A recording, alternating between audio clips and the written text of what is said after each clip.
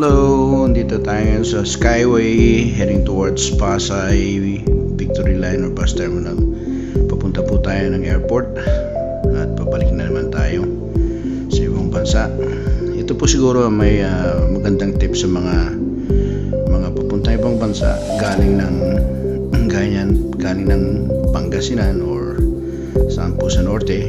Ang maganda pong sinasakyan is Victory Liner, kasi sa Victory Liner meron pong point to point. May mga bus doon na papuntang NAIA 1, 2, and 3. Hindi nyo na po kailangan may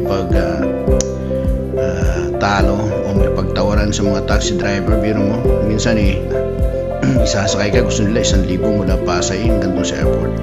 Samantalang kung sasakay ka ng point to point, ang babayaran mo lang is 150 pesos. Yun lang po yun.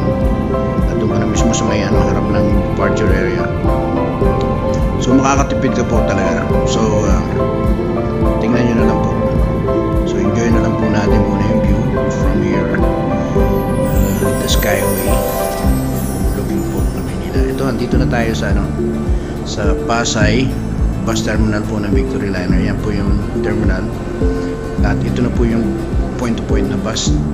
Yung mga dumarating na Victory Liner dito lang mismo sa harap nito yung paparadahan. At as you can see, komportable ang biyahe, aircon, at enjoy mo pa yung paligid, di ba? So hope sa inyo makakatulong po ito.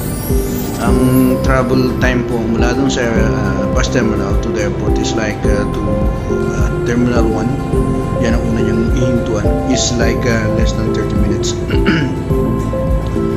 At ang nagustuhan ko dun sa Victory Liner nung sumakay ako is that pag walang sasakay ng mga papuntang Tarlac o ganun po munding, doon pa lang sa Rosales, papasok na siya ng Tepilex.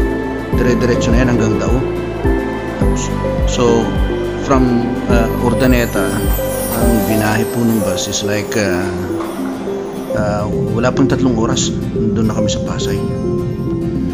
So ito palis na po tayo on our journey. So until next time.